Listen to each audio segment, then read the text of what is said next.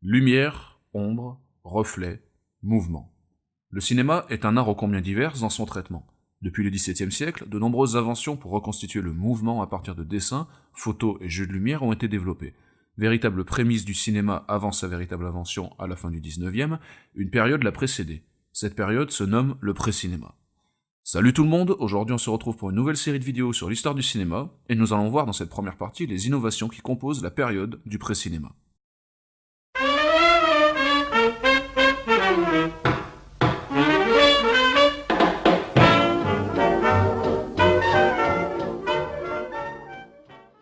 Il faut remonter au XVIIe siècle, avec l'invention du zograscope.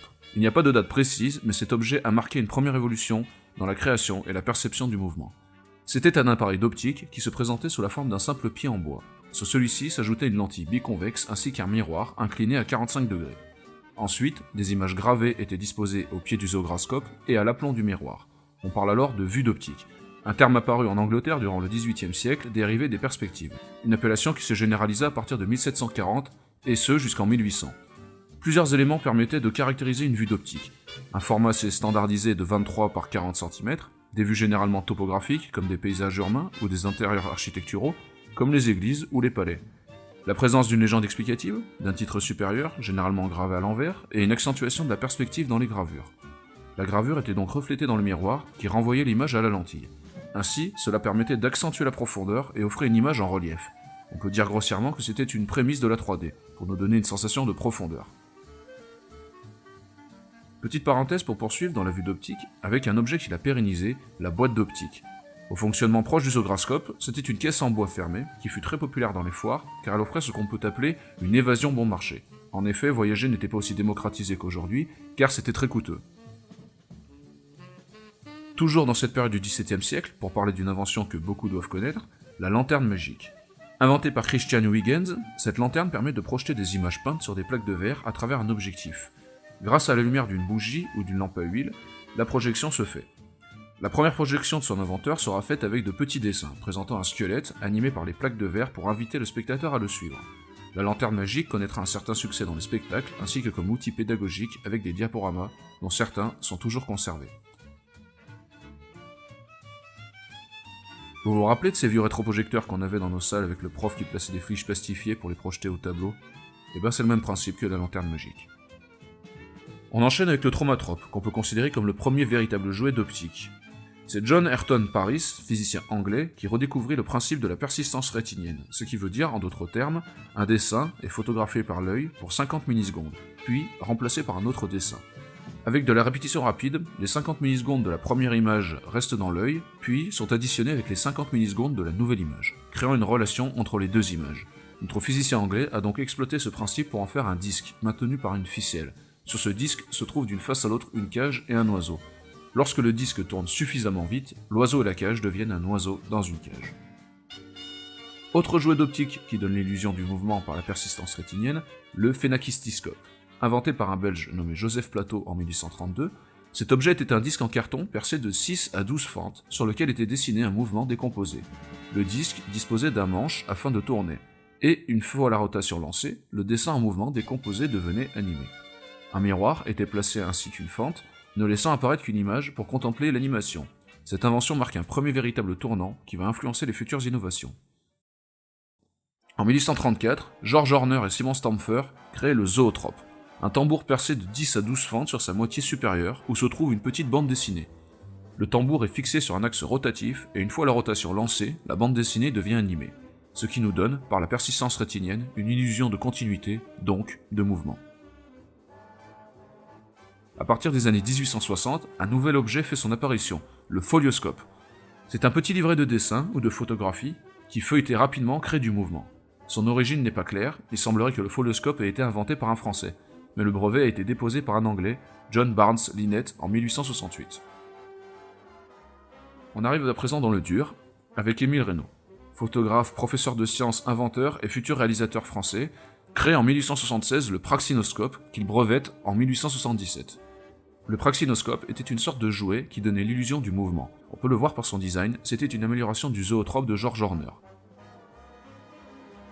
Sauf qu'à la différence de ce dernier, le praxinoscope était équipé d'un second cylindre en son centre, équipé de miroirs.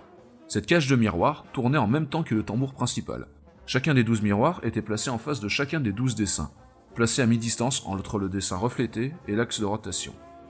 Émile Reynaud venait d'inventer les premiers véritables dessins animés. Suite à cela, il décide d'améliorer son praxinoscope en créant le praxinoscope à projection.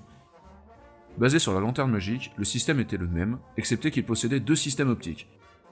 Un pour le décor, fixe sur des plaques de verre, et un pour les personnages, animés par le praxinoscope et également dessinés sur des plaques de verre reliées entre elles. Les personnages étaient isolés sur un fond noir afin de bien ressortir sous le décor. Les miroirs étaient inclinés de telle manière que les faisceaux lumineux orientent les images vers l'écran. Ce praxinoscope permit à Émile Reynaud de développer une nouvelle invention qui allait devenir une source de loisirs pour de nombreuses personnes à Paris.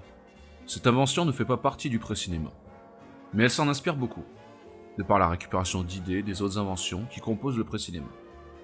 Elle va donner une nouvelle dimension dans notre rapport au jeu de mouvement et à la projection. Il faut savoir que Reynaud a développé plusieurs jouets suite au praxinoscope. Sa technique de la compensation optique par miroir, afin de substituer les images les unes aux autres, était une véritable prouesse qu'il s'empressa d'améliorer. Il lui faudra 15 ans pour mettre au point une véritable révolution avec l'invention du théâtre optique. Émile Reynaud devint le premier réalisateur des premiers dessins animés. Le dessin animé était une fiction composée de dessins en mouvement. Il est le premier à proposer des projections publiques sur grand écran, précédant ainsi les Frères Lumière qu'on abordera dans la prochaine vidéo. Alors comment fonctionne ce théâtre optique ? Il conserve la base du praxinoscope, c'est-à-dire qu'il utilise toujours des miroirs sur un cylindre central. Les personnages et le décor sont tous deux dissociés, les personnages sont projetés par une première lanterne magique sur les miroirs du cylindre à facettes, sur un miroir mobile qui permet de les repositionner vers l'écran. Le décor, de son côté, est peint sur une plaque de verre et projeté par une seconde lanterne magique, de façon traditionnelle.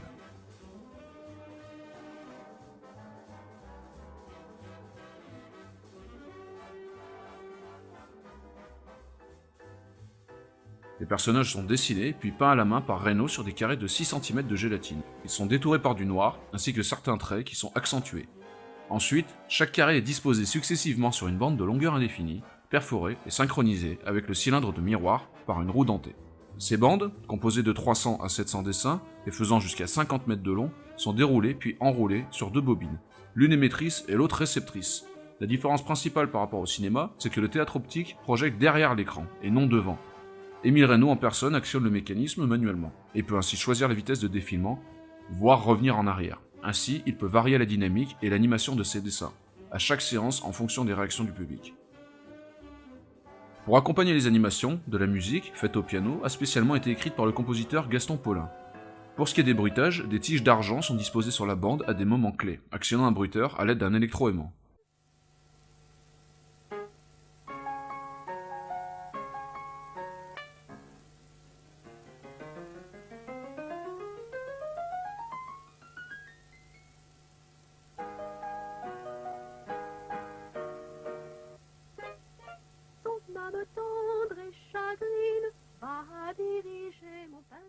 On voit clairement que cette invention proposait d'excellentes idées et était vraiment en avance sur son temps. D'ailleurs, le succès sera au rendez-vous car Émile Reynaud sera invité à se produire au musée Grévin. En retour, il lui est interdit de faire des représentations autre part. La première séance a lieu le 28 octobre 1892, et Reynaud cumulera jusqu'en mars 1900 plus de 500 000 spectateurs. Ces séances étaient payantes et le succès est d'autant plus phénoménal de par la taille de la salle, qui était ridicule. Nous reviendrons sur ce qu'il est advenu d'Émile Reynaud suite à la première projection des Frères Lumière, mais dans le prochain épisode. Le pré-cinéma est donc un procédé de mouvement. Que ce soit le dessin ou la photographie, de nombreux objets ont vu le jour au fur et à mesure du siècle afin d'ancrer toujours un peu plus cette volonté de capter et gérer le mouvement qui arrivera plus tard avec le cinéma. Les procédés du pré-cinéma sont historiquement nés avant l'invention du support de captation, qu'est la pellicule. La date où débute le pré-cinéma est assez floue de par les nombreuses inventions qui en ont découlé. Mais la date officielle de la fin du pré-cinéma remonte à 1888, date de commercialisation des premières bandes de pellicules par l'américain George Eastman, l'inventeur du Kodak. Mais en 1888, cette invention et sa commercialisation marquaient la fin du pré-cinéma, avec les premiers films en 1891 par le premier réalisateur de l'histoire, William Kennedy Laurie Dixon, pour Thomas Edison. Mais ça, nous le verrons dans le prochain épisode.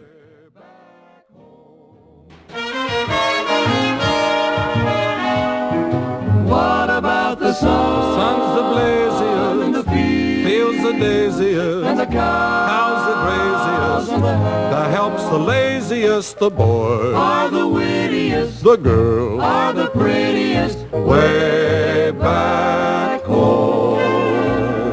The pigs are the snootiest, the owls are the hootiest. The plants, the fruit.